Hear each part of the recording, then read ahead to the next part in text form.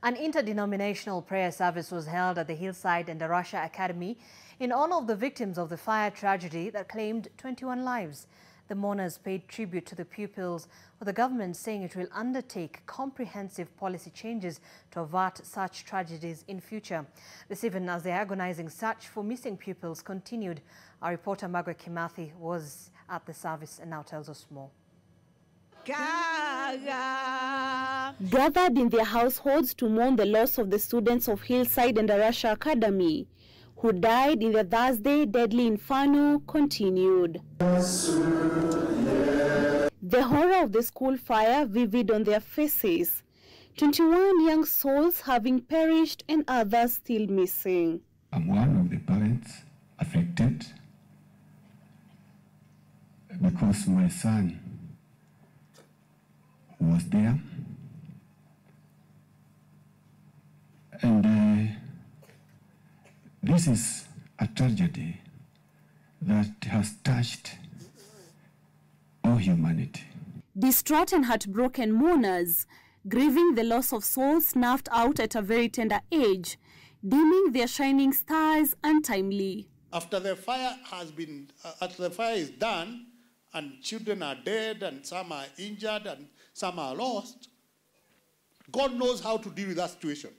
Mungu anajua vile atashughulikia hali hiyo. Kwa wale wazazi ambao wako hapa wakiwa na kilio, God knows how he will manage you.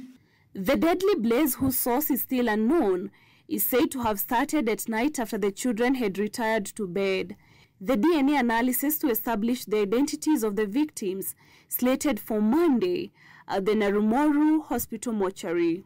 On Tuesday, we'll start the autopsy, and during the autopsy, we'll be documenting the cause of death and also taking samples for DNA, which will later be reconciled, so that at the end of the day, we'll be able to unite the parents to their children. At the Narumoru Level 4 Hospital mortuary, workers are rushing against time to spruce up the compound where the bodies of the Hillside and Endarasha Academy fire victims are being preserved, waiting DNA analysis after being brought Saturday evening. The newly constructed mortuary was to be completed by October 2024, but the contractor is working on the final touches so as to allow government pathologists to conduct DNA analysis at the facility. Government officials say an investigation into the fire is underway as parents express their distress and frustration towards local authorities. The cause of fire is not yet known. That's why mnaona kumefungwa mpaka saa hii. Investigations still are continuing, lakini itamalizika haraka sana iwezekanavyo because we want the school to start running again, na iko maneno mingi sana inatakana ifanyike pale.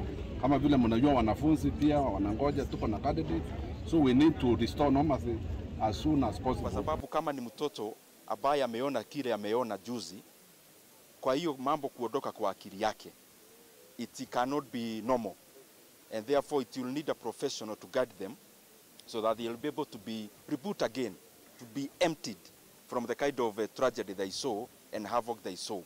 We have 3 currently, and after this we are going to visit each one of them, and we are also going to talk to the parents. Equally, we'll talk to those that have recovered. Speakers at the Mass say the deaths of the innocent souls should not be in vain, calling for the government to introduce and enforce strict safety measures. Margaret Kimathi, NTV.